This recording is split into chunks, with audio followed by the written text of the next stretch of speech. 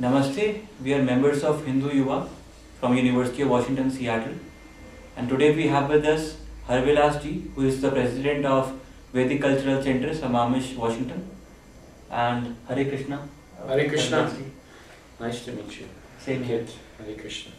So Harvilas ji, can you first tell us about what Vedic Cultural Center is and what work is happening here? Vedic Cultural Center is a place that's dedicated to preserving the spiritual tradition as taught and as presented in the Vedic literature. And preserving that tradition, growing it, and transmitting it to future generations.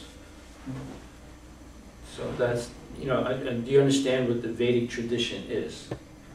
Yeah, I have some idea. Maybe you can elaborate for our viewers. Yeah, Veda means knowledge.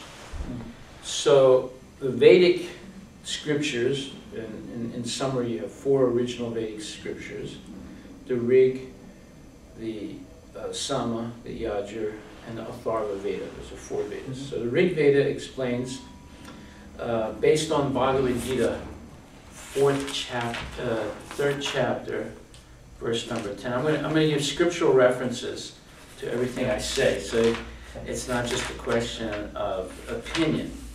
So it says, Sahayagya praja srishtva puru vacha prajapati anena par savistyadvam esavos kamaduk, which means, in the beginning of creation, the Lord of all creatures sent forth generations of men and devatas, along with sacrifices for Lord Vishnu, and blessed them by saying, "Be thou happy by this yajna, or sacrifice, because its performance will bestow upon you everything desirable for living happily and achieving liberation."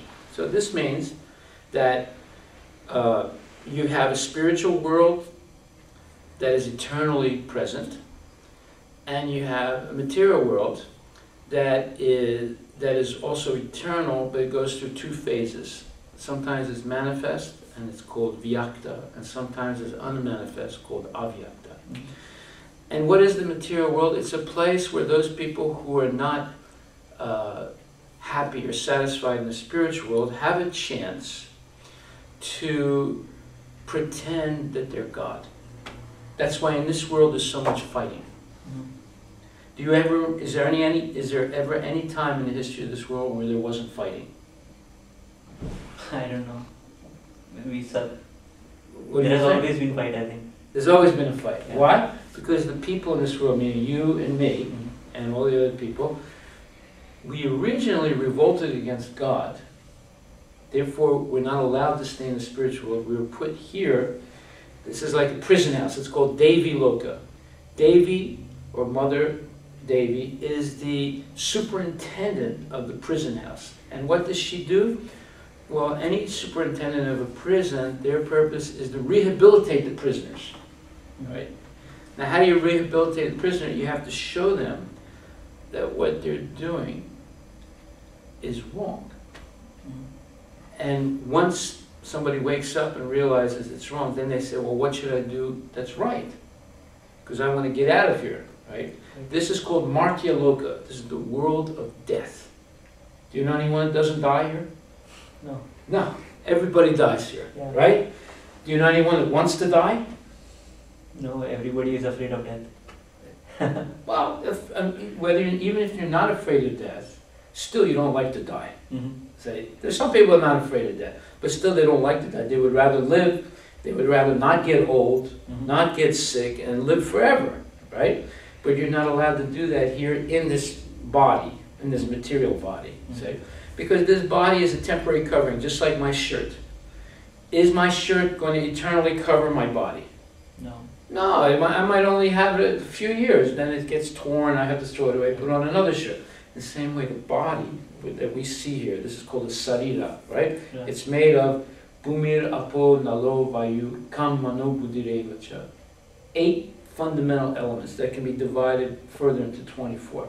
Earth, water, fire, air, ether, mind, intelligence, and false ego. So this is covering my soul.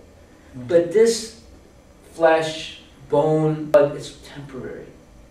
It's not going to cover my soul eternally. And at a certain point I die. Now while I'm living, if I can't figure out the difference between this temporary body and my eternal soul, I'm what you call in the state of avidya, ignorance. Mm-hmm. Just like if I think this shirt is me, what would that, I would be considered a little crazy, a little cuckoo, right? Mm-hmm. The same way, if I consider this flesh as me, I'm actually cuckoo. I'm actually crazy, you see. So, Devi is trying to help people understand that you're not this body and you're not God, you see. Because if I was God, I would not be subject to birth, old age, disease, and death. I would be able to remember where I came from. Like, do you remember choosing to be born? No. Are you going to choose to die? No. So therefore you understand you're not God. You're being forced to do these things. You can't remember, yes, I want to be born Ankit in this particular family. You didn't choose that. You have no knowledge of that. Right. And you're not controlling how you're getting older. You don't control how you get sick. And you're not going to control how you die. Mm-hmm. So as long as we don't answer this question, why is this happening to me, we are in a state of avidya, of ignorance. But while we're here, if we follow this system, Bhagavad Gita, 3rd chapter, 10th verse, in the beginning of time, say, the original Prajapati, Lord Vishnu, who's the Lord of all living creatures, all worlds and all beauties, and a protector of everyone, he created this material world to enable conditioned souls. We're conditioned. We're conditioned by avidya, by ignorance, by not understanding the difference between the body and the soul, by not understanding that I'm not God. I'm actually subordinate to God. As they say in Hindi, Bhagavan mahant hai, ham tuch hai. Say, that's the truth. Bhagavan is great and I'm tuch, I'm insignificant. But people think, Maine Bhagavan. I'm Bhagavan. Right? Just like here, you have an article here. What's this man's name? You see, everywhere this knowledge is present. Or everywhere, what's his name? Osho. He's commonly known as Osho. That was later on in his life. Yeah. How was he known? Rajneesh Jain?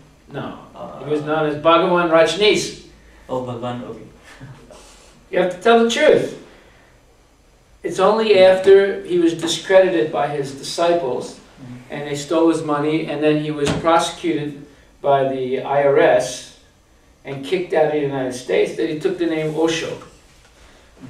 You see, before that, everyone knew him as Bhagavan Rajneesh. See, so this is the difference between vidya and avidya.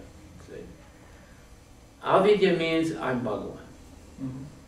And by the way, America is famous because every year they have new model cars. See? And India is famous because every day they have new Bhagavans. Do you agree with that or not? I'm not really sure if I understand the meaning of what you said. It's very simple. It's very simple. Every day there's a new Bhagavan in India. Someone comes and they claim I'm Bhagavan, and he has a few disciples, they claim he's Bhagavan. Because he can do some trick or something. Yeah. But yeah, that's I think reducing these days. Maybe no, it's not. No, it's not. If anything, it's increasing. It's not reducing. No, therefore you admit that happened in the past. That did used to happen, yes. In other words, there's so many people claiming they're Bhagavan, right? Right. And now they don't do that? Is that what you're saying? I'm saying that people are becoming more aware that those things they should not follow those things. No, that's not true. I bet you have it in your own magazine. What are you talking about? I think that's just a review of